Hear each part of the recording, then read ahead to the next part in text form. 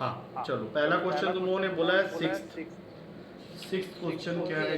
हाँ, सिक्स्थ पूछ रहे हो ना?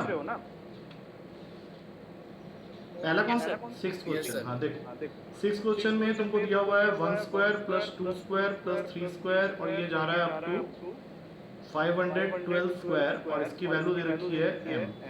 और तुमको फाइंड करना है क्वेश्चन में 2 square plus 4 square plus 6 square, और ये वैल्यू जा रही है अप टू 1024 का स्क्वायर।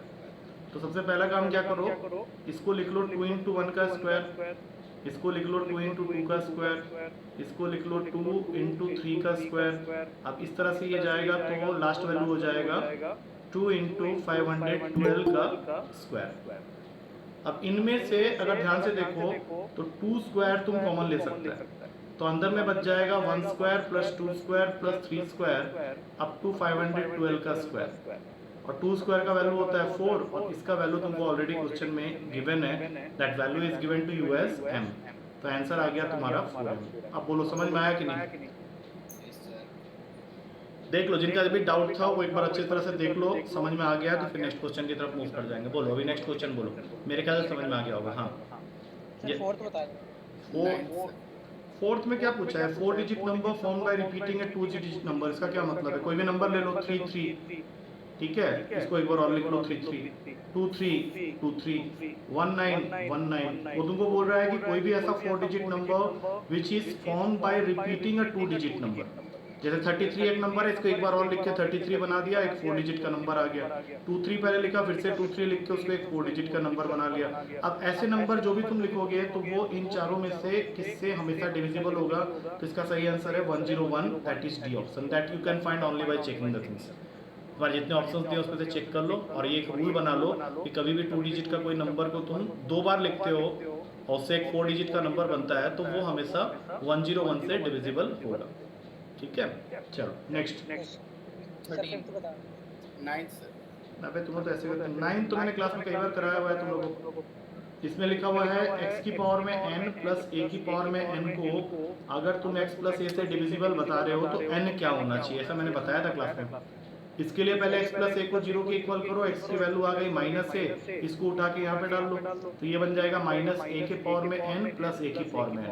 अब ये प्लस a की पावर n तो एज इट इज है, तुम ये चाहेगा कि n के जगह कोई ऐसा नंबर लिखें जिससे कि माइनस का साइन बना रहे, तो वो तभी पॉसिबल है जब n एक ऑड नंबर है। अगर n ऑड होगा तो ये दोनों वैल्यू आपस में कैंसिल होकर 0 हो जाएंगे। ये बताया था या नहीं बताया था मैंने क्लास में? आपको मैंने यस सिर्फ सर 4 बताया केसेस था। बताए थे। ठीक है, चलो नेक्स्ट। 13। कौन सा बोल रहे हो? 13। 13। 13 में क्या हुआ है देख लेते हैं एक बार। 13 क्वेश्चन तुमको बोल रहा है the sum of the numerator and denominator of a certain fraction is 8। अब देखो ऐसे कर सकते हैं इस क्वेश्चन को, x और y ले लो, इसमें से तुमको बोला हुआ है कि x प्लस वाई जो है वो 8 के इक्वल है। अब क्वेश्चन क्या कहता है कि अगर मैं 2 को ऐड कर दूं in both numerator and denominator, then the value of the fraction is increased by 4 by 35, या you can say in other words कुछ ऐसा, क्योंकि 2 ऐड करने पे अगर तुम्हारा value of the fraction 4 by 35 बढ़ जा रहा है, इसका मतलब है कि जो न्यू फ्रैक्शन है माइनस ओल्ड फ्रैक्शन, उनके बीच का डिफरेंस है 4 बाई 35 का। अब तुमको यहाँ से फाइंड आउट करना है ओरिजिनल फ्रैक्शन, आई गेस, हाँ, देन द फ्रैक्शन इज। तो इसके आगे क्या करोगे? जैसे y के जगह 8 माइनस एक्स करके इसका इक्वेशन बना लो और सॉल्व कर लो, क्या दिक्कत है इसमें? कर सकते हैं इसके आगे तो यस सर कर लो। हो जाएगा। या फिर ऑप्शन पिक करके भी कर सकते थे इस क्वेश्चन को, उसमें तुमको ये करना होता, जैसे मान लो जो भी ऑप्शन इसका मैंने सही दिया है, जैसे इसका आंसर जो मैंने दिया है दैट इज 13 का आंसर था मेरा बी, दैट मीन्स 3 बाई 5 है। अब इसमें दोनों न्यूमरेटर और डिनोमिनेटर में 2 2 ऐड करोगे तो 5 बाई 7 आ जाएगा। अब 5 बाई 7 माइनस 3 बाई 5 करके देख लो, ये 4 बाई 35 आ रहा होगा। That is one of the way, उसमें तुमको कुछ एक्स वाई निकालने की जरूरत नहीं है, ऑलरेडी तुम्हारे पास ऑप्शन में आंसर है, जस्ट डू द सेम। मेरे ख्याल से ये जो सेकंड वाला तरीका बता रहा हूँ ज़्यादा सही रहेगा तुम लोग के लिए। उसमें तुमको इंडिविजुअली ऑप्शंस को पिक करना है और उसके न्यूमरेटर और डिनोमिनेटर में 2 ऐड करना है, और जो भी न्यू फ्रैक्शन आएगा that minus original fraction should be equals to 4 by 35। तो जो आंसर को सेटिस्फाई कर गया वो तुम्हारा आंसर है। यस चलो सर। नेक्स्ट। सर 14। 14 में तुम केसेस लेने में गड़बड़ किया है मेरे ख्याल से। इसमें तुमको वो बोलता है कि एक 3 डिजिट का नंबर है जिसका यूनिट्स और टेंस प्लेस सेम होना चाहिए और सम ऑफ द डिजिट्स होना चाहिए 8। तो सबसे पहला केस तो मैं लूंगा 008, एक लूंगा 116, एक लूंगा 224, एक लूंगा 332। इसके बाद मेरे ख्याल से और कोई नंबर नहीं बनने वाला, 4 केस बन रहा है तो बताओ। मेरे ख्याल से तुम लोग 00 वाला केस नहीं लिया होगा, इसी वजह से तुम्हारा आंसर अलग आ गया होगा। क्वेश्चन समझ में आया अभी? इसमें टेंस और यूनिट्स प्लेस को सेम रखना है, लेकिन तीनों डिजिट का सम जो होना चाहिए वो 8 होना चाहिए। तो ये जो नंबर्स मैंने लिखे हैं, I think they are fulfilling all the conditions. तो मेरे ख्याल से और कोई दिक्कत होनी नहीं चाहिए। 4 केसेस पॉसिबल हैं, इसलिए इसका आंसर होगा बी 4। नेक्स्ट 27 सर 18 में तुमको उसने क्या दे दिया है कि रूट mn अगर 10 के इक्वल है तो m प्लस n की वैल्यू इनमें से कौन सी नहीं हो सकती। ऑप्शन में दिया हुआ है 25, 52, 101 एंड 50। अब देखो mn को 10 बनाने के लिए यहाँ पे 100 होना चाहिए और 100 लाने के लिए 20 और 5 अगर मैं ले लेता हूँ, जैसे m को अगर मैं 20 दे दूँ और n को 5 दे दूँ तो 20 इंटू 5 100 होता है। तो m प्लस n तो 25 हो सकता है। इसका मतलब ये आंसर नहीं है, क्योंकि तुमको पूछा गया है कि m प्लस n कौन सा नहीं होना चाहिए। अच्छा, m के जगह अगर मैं 50 रख दूं और n के जगह 2 रख दूं तब भी मेरा रूट ओवर ऑफ 100 आता है 10 होगा, और 50 प्लस 2 करोगे 52 आ जाएगा। तो ये दोनों ऑप्शन वैसे ही कट गए। 101 लाने के लिए m के जगह 100 ले लेता हूँ, n के जगह 1 ले लेता हूँ। इससे तुम्हारा m इंटू n 100 हो रहा है, रूट ओवर 100 करने पे 10 आएगा, दोनों को ऐड कर दोगे तो 101 आएगा। ये भी नहीं हो सकता। 50 इज द करेक्ट आंसर, क्योंकि 50 लाने के लिए तुम्हारे पास में कोई m और n ऐसा नहीं है जिसको लेके तुम रूट ओवर ऑफ mn करोगे तो 10 आ जाए और उसका सम करोगे तो 50 आ जाए। ये समझ में आया क्या बोल रहा है क्वेश्चन? उसने नॉट बोला है कि कौन सा वैल्यू नहीं हो सकता, इसीलिए। नेक्स्ट 20 में तुमको कह रहा है, देखो ध्यान से क्वेश्चन को पढ़ो। a cube b is equals to abc is equals to 180 और तुमको वो पूछता है कि c का वैल्यू क्या होगा। तो सबसे पहले क्या करो, a cube b is equals to abc करके एक b और b कैंसिल हो गया, एक यहाँ से काटो a square equals to c। अब सोचो कोई भी नंबर का स्क्वायर किसी दूसरे वैल्यू के इक्वल है, ये तभी पॉसिबल हो जा सकता है जब a और c दोनों की वैल्यू हो जाए 1 और b की वैल्यू हो जाए 180। आप सोच के देखो, क्या a और c को 1 और b को 180 देने पे ये सारे कंडीशन सेटिस्फाई हो जा रहे हैं। अब ये मैंने आइडिया कहाँ से लगाया, पहले स्टेप में a क्यूब b और abc को जब इक्वेट किया तो वहां से तुम्हारा क्या हुआ कि एक a स्क्वायर के साथ कैंसिल हो गया, a क्यूब के साथ b से b कैंसिल हो गया और तुमको मिल गया एक relation a square equals to c, and that is possible only when you will keep a and c both equals to 1। तुम बोले ऐसा 2 क्यों नहीं रख रहे? अरे 2 रखोगे c के जगह और a के जगह तो 4 इज इक्वल्स टू 2 हो जाएगा, क्योंकि a का स्क्वायर करके c के इक्वल करना है। तो only number which is possible in this case is 1। तुम एक नंबर और ले सकता है लेकिन उससे पूरा प्रोडक्ट 0 हो जाएगा, दैट इज 0 इटसेल्फ। तुम बोले यार सर a और c को 0 0 दे दो, उससे भी तो हो रहा है, बट उससे क्या होगा, तुम्हारा प्रोडक्ट जो है वो पूरा का पूरा 0 हो जाएगा। तो a और c 1, b 180। तुमको मेरे ख्याल से c का वैल्यू मांग रहा है, आंसर इज 1। आया समझ में कुछ? क्लियर है? Yes sir. हाँ चलो नेक्स्ट। इस पेज का तो हो गया। 27 कौन सा? 27। इस पेज का हो गया ना पूरा, उसमें चले गए हम लोग। अब हम लोग उसमें जाएंगे, क्या बोलते हैं, टाइम एंड वर्क में। चलो आ जाओ। 27 क्या है? ये केस तो मैंने उस दिन क्लास में करवाया था तुम लोगों को, तभी तो दिया है तुम लोगों को। तो हो गया 27 तो मैंने क्लास में करवाया हुआ है ना, 1 डे का निकालेंगे तीनों का, फिर उसमें से 1 day of a plus b plus c को माइनस कर देंगे।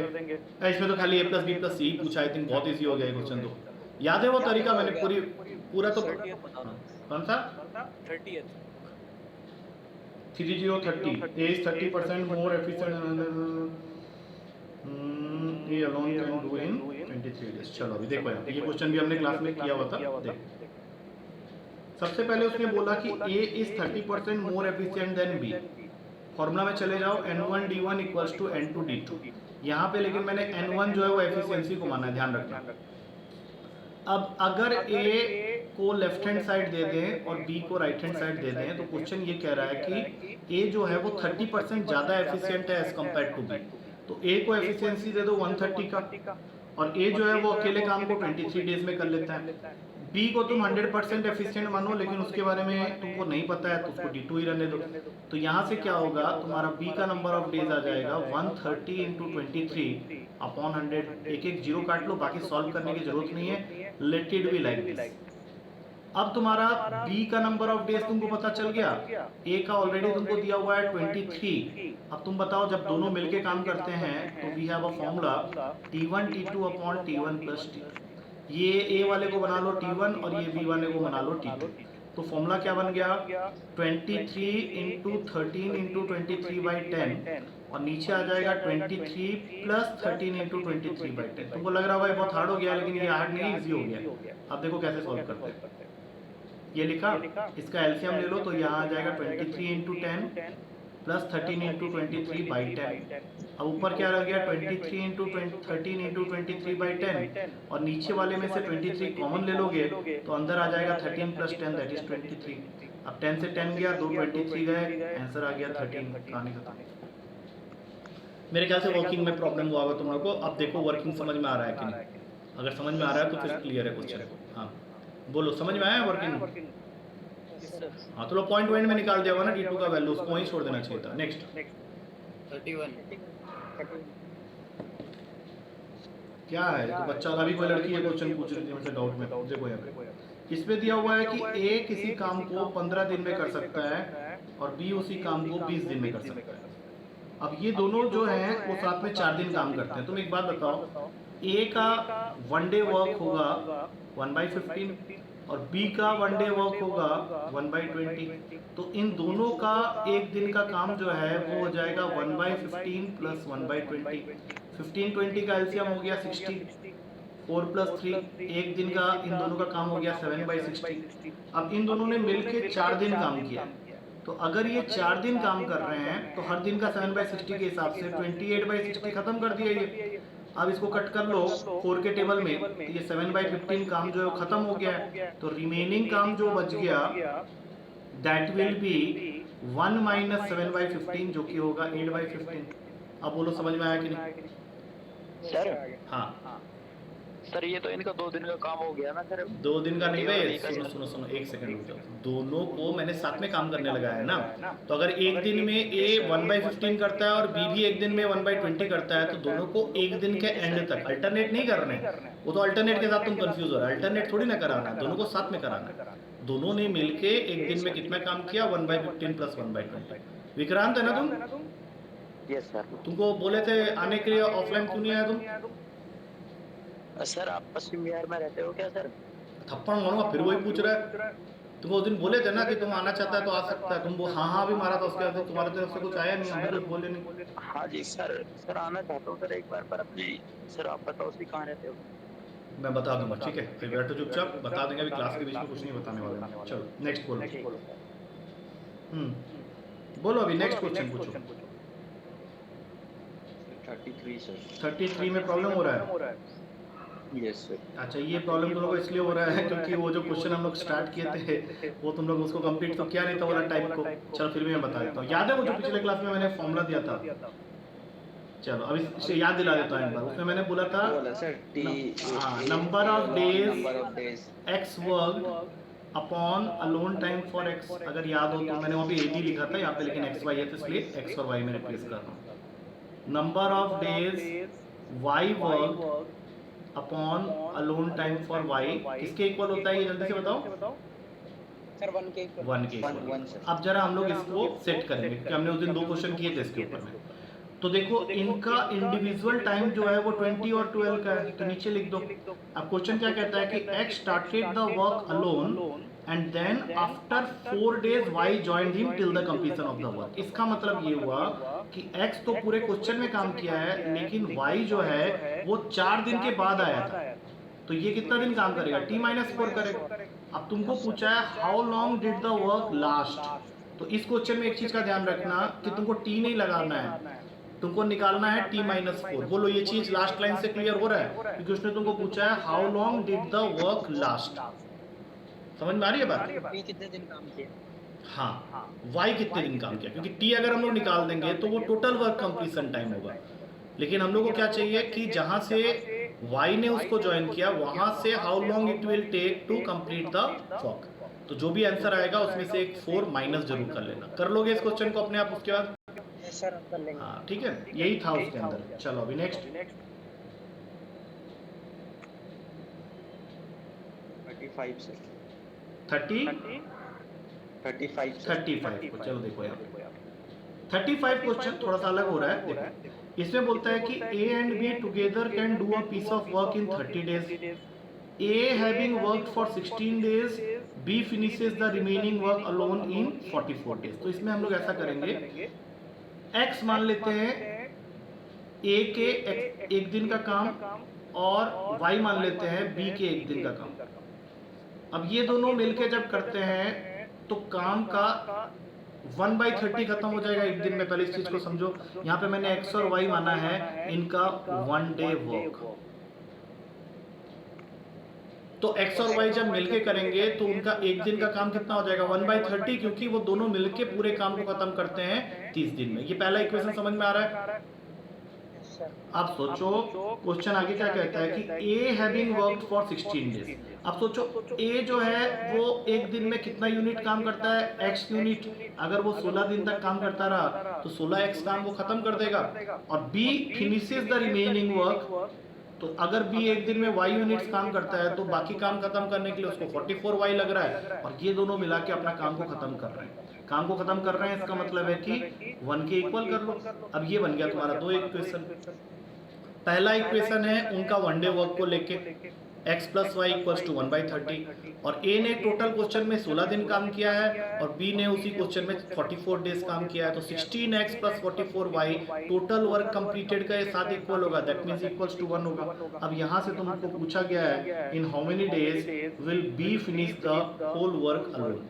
तो यहाँ से जब तुम सॉल्व करोगे x और y का वैल्यू तो उसको आंसर मत बनाना, वैसे भी तुमको y निकालना है। तो y कुछ फ्रैक्शन में आएगा, बस उसको उल्टा कर देना, क्योंकि वो उसका 1 डे का काम निकलेगा। और तुमको पूछा गया है कि in how many days B will finish the whole work alone. ये जो तुम अभी यहाँ से y निकालेगा या x निकालेगा वो A और B के एक दिन काम होगा। कर लोगे इस इक्वेशन को सॉल्व? कर लोगे, मतलब इसमें कुछ खास है नहीं। कर लेंगे सर। हाँ, इसको कर लेना है, करके बोलो नेक्स्ट। Yes sir 36। 36 क्या है? ये सब क्वेश्चन हमने ना आज करना था, चलो मैं ये क्वेश्चन भी करवा देता हूँ। वही सेम फॉर्मूला से होगा। देखो A, B और C अगर अलग अलग काम करते हैं, A अकेले 24 डेज में कर लेगा, B अकेले 36 डे में कर लेगा, C अकेले 48 डेज में कर लेगा, =1 करके अब यहाँ से स्टार्ट करो। They started together but C left after 4 days of start. C इसका मतलब है 4 दिन काम करके भाग गया।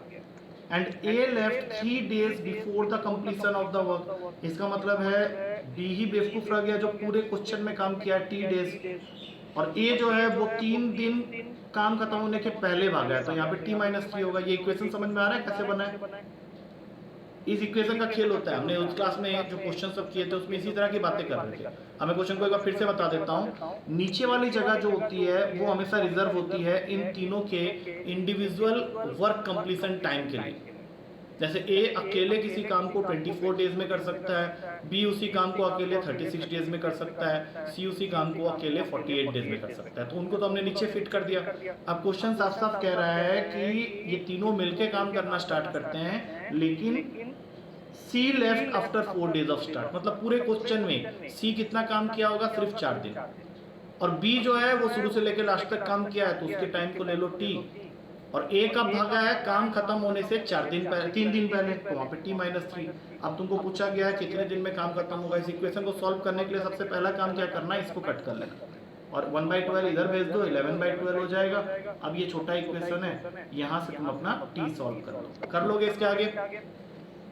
सर लास्ट में T-4 नहीं होगा लास्ट वाले? नहीं, उसमें क्या लिखा है ध्यान से देखो। They started together but C left after 4 days of start. इसका क्या मतलब हुआ कि C जो है वो काम शुरू हुआ 4 दिन काम करके वो चला गया आफ्टर 4 डेज ऑफ स्टार्ट। इसका मतलब क्या है? काम स्टार्ट हुआ, वो 4 दिन काम किया और चला गया। तो टोटल वर्क कितने दिन उसने किया? सिर्फ 4 दिन। तो वो हम लोग ऊपर में लिख देंगे, ठीक है ना? ये मतलब होता है उसका। अब बोलो, हो गया ये सारे क्वेश्चन इसके? बाकी क्योंकि बाकी सब तो वही थे नॉर्मल जो हमने किए थे क्लास में। ठीक है, डन है, हाँ या ना में जो सर एक 38 है सर। 38, हाँ देख लेते हैं उसको। 38 क्या बोल रहा है, A alone can do a piece of work in 6 days, B can alone do it in 8 days, they undertook to do it for rupees, मैंने 3200 में करना था, लेकिन अभी क्या हुआ, सी के हेल्प से दे completed the work in 3 days। अब देखो इसको स्टार्ट करो, देखो यहाँ 6 यहाँ 8, लेकिन इस बार तुमको सी कितने दिन में खत्म करेगा ये तो नहीं दिया, लेकिन उसने तुमको ये दे दिया कि सी की हेल्प से ये तीनों 3 दिन में काम को खत्म कर देते हैं। तो ये तुम्हारा इक्वेशन बन गया, क्योंकि ए भी 3 दिन काम करेगा, बी भी 3 दिन काम करेगा और सी भी उनके साथ 3 दिन काम करेगा, तब जाके तुम्हारा काम पूरा का पूरा खत्म हो जाएगा। अब इसके आगे तुमको क्या करना है, यहाँ से तुम सॉल्व करके सी का नंबर ऑफ डेज निकाल लो, और ए और बी का तो तुमको पहले ही पता है, तो जो पैसा बढ़ता है वो डेज के इनवर्स रेशियो में बढ़ता है। अब एक बार इसको जरा सॉल्व कर लेते हैं, रुक जाओ। 1/2 प्लस 3/8, यहाँ पे सर यहीं एक, पे ये इक्वेशन बनाने में दिक्कत है। हाँ अब तो समझ में आ गया होगा मेरे ख्याल से, क्योंकि यहाँ से 3/c का वैल्यू 1/8 आएगा, सी का आ गया 24 डेज। अब सोचो ए को लग रहा था 6 दिन, बी को लग रहा था 8 दिन और सी को लग रहा था 24 दिन। तो जब प्रॉफिट बटेगा 3200 का, तो क्या पूछा है, सी को कितना मिलेगा, सी को सबसे कम मिलने वाला है, क्योंकि ये हो जाएगा 1/6 रेशियो 1/8 रेशियो 1/24। सी वाला पार्ट ये है, 24 एलसीएम बनाया, यहाँ पे 4 3 1, मतलब सी को मिलेगा 1/8 इंटू 3200, मतलब सी का शेयर आएगा 400 रुपया का। ये आगे का कहानी तो तुमको समझ में आ ही गया होगा, खाली ये इक्वेशन बनाना मेन था, ठीक है ना, क्लियर है? Yes sir. हाँ चलो, और कोई क्वेश्चन रह गया क्या, देख लो एक बार जल्दी से, अदरवाइज हम लोग अपना नॉर्मल स्टार्ट करेंगे, फिर बीच में छूटा हुआ है, हमने उसको टाइम एंड वर्क को ऑलमोस्ट कंप्लीट कर लिया है, उसमें कुछ खास बचा नहीं है, बट हमारा बेसिक परसेंटेज छूटा हुआ है, और एसआई एंड सीआई को भी मैंने साइड से खींचना है। तो देख लो, अगर डाउट्स खत्म हो गया है तो we can have a stop here, फिर मैं उसको ये करके करता हूँ। तो डाउट डिस्कशन वाला चला गया आधा घंटा। सर हाँ बोलो सर एक डाउट था सर पिछली क्लास का। पिछली क्लास का बोलो, पिछली क्लास का कौन सा डाउट था? जी सर व्हाट्सएप पर सेंड कर सकता हूँ सर उसे? व्हाट्सएप को सेंड करोगे तो वहाँ पे तुमको दिक्कत ये आएगा कि उस फ़ोन को मैंने डाला हुआ है स्क्रीन रिकॉर्डिंग पे, तो वो दिक्कत हो जाएगी। इसलिए ऐसा करो, मैं तुमको एक और नंबर देता हूँ, तुम वहाँ पे सेंड कर दो, बट वो नंबर मैं ढूंढूंगा कैसे, एक सेकंड रुक जा। सर ये वाला डाउट ऐसा है सर। वैसे बोल दे, मुझे समझ में आ जाएगा, बोल। सर एक मिनट सर, अभी दोबारा बता रहे हैं सर। वो 6 men and 8 boys is equal to 10 days sir. उसमें से लास्ट में सर मैन बराबर 2 boys आ गया था। एक सेकंड, जब मैं वो क्वेश्चन है मेरे पास में, मैं भी निकाल देता हूँ। उसमें तुमको ये दिया हुआ है कि 6 men and 8 boys जो है वो काम कर रहे हैं और उसको खत्म कर रहे हैं इन 10 days, ठीक है। तो ऐसे लिखा था मैंने, 6m + 8b = 10 days। और उसके नीचे एक और इक्वेशन है 26m + 48b in 2 days। और क्वेश्चन तुमको पूछ रहा है कि 15 men + 20 बॉयज काम करने पे कितने दिन में खत्म होगा। तो इसका एक छोटा तरीका भी मैंने बताया था और एक लंबा तरीका बताया था।